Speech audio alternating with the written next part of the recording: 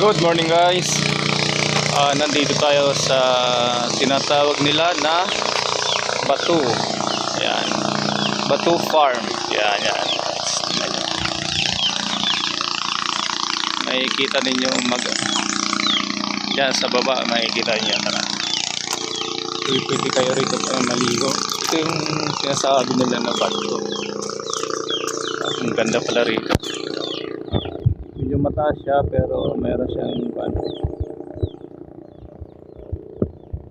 hagdan.